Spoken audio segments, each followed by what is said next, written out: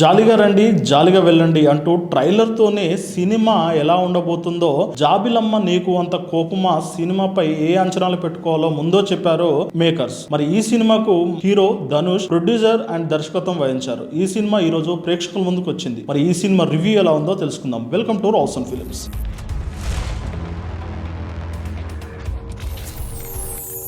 Cinema ఆద్యాంతం చాలా decent గా వెళ్తుంది. ఎంత స్మూత్ గా వెళ్తుందంటే ఒక పాప్కార్న్ కొంటూ సినిమాను సరదాగా చూసేయచ్చు. భావోద్వేగాలు వీటి అన్ని కూడా చాలా సరదాగా వెళ్ళిపోతూ ఉంటాయి. ప్రతి సీన్ కమ్ అండ్ గో లాగా చాలా సరదాగా ఉంటుంది. ఇక కథ విషయానికి వస్తే, ప్రభు ఒక హోటల్లో చెఫ్ గా పనిచేస్తుంటాడు. అతనికి పెళ్లి చూపులు అరేంజ్ చేస్తారు పేరెంట్స్. ఆ పెళ్లి చూపుల్లో తన స్కూల్ ఫ్రెండ్ అయిన ప్రియాంక వారియర్ కలుస్తుంది. వీరిద్దరు ఫ్రెండ్స్ అని, వారు పెళ్లి చేసుకోవాలంటే వారికి కొంత సమయం కావాలని వాళ్ళ పెద్దవాళ్ళ దగ్గర సమయం తీసుకొని వారిని ఒకరు తెలుసుకునే ప్రయత్నం చేస్తుంటారు. ఈ ప్రయత్నంలో వారికి ఒక పాస్ట్ లో లవ్ స్టోరీ ఉన్నట్టు తెలుస్తుంది. ఈ ప్రయాణం ఇలా సాగుతున్న తరుణంలో హీరోకి ఒక మ్యారేజ్ ఇన్విటేషన్ వస్తుంది. ఆ మ్యారేజ్ ఇన్విటేషన్ ఎవరిదంటే తన ఎక్స్ గర్ల్ ఫ్రెండ్ నీలాది. ఆ విషయాన్ని ప్రియాంక వారియర్తో చెప్పినప్పుడు తను తన లవ్ స్టోరీ గురించి అడుగుతుంది. ప్రభు హోటల్ మేనేజ్మెంట్ లో చదువుకుంటున్నప్పుడు తన ఫ్రెండ్స్ ద్వారా పరిచయమైన నీల, మన అనిక సురేంద్రన్, తనతో ఫ్రెండ్షిప్ మొదలవుతుంది. అలా ఆ ఫ్రెండ్షిప్ కాస్త ప్రేమగా మారుతుంది. అయితే వీరి ప్రేమకు అనిక ఫాదర్, అంటే నీల ఫాదర్ కరుణాకర్ గా ప్లే చేసిన శరత్ కుమార్ అడ్డుపడతారు. ఎందుకంటే శరత్ కుమార్ ఒక బిగ్ షాట్, పరపతి డబ్బు ఉన్న వ్యక్తి. అతను ఇంత మిడిల్ క్లాస్ వ్యక్తిని పెళ్లి చేసుకుంటే తనంతలా తాను ప్రేమిస్తాడా,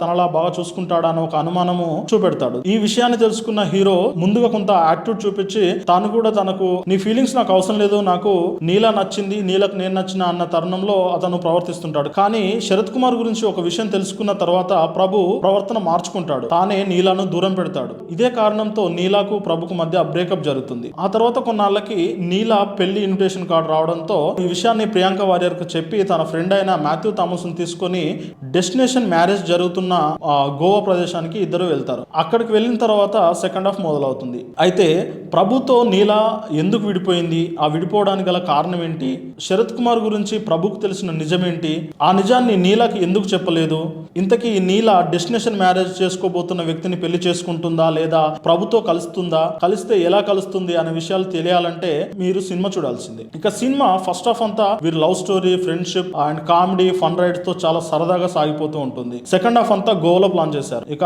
గోవాలో జరిగే ఆ కామెడీ సీన్స్ గానీ, ఆ పార్టీలో జరిగే ఆ సీన్స్ గానీ అవి చాలా బాగున్నాయి. ఇక ముఖ్యంగా చెప్పుకోవాలంటే హీరో ఫ్రెండ్ గా యాక్ట్ చేసిన మాథ్యూ థామస్ కామెడీ టైమింగ్ చాలా బాగుంటుంది. ఇక క్లైమాక్స్ లో వచ్చే ఆ భావోద్వేగ సన్నివేశాలు కూడా మనసుకు హత్తుకునేలా ఉంటాయి.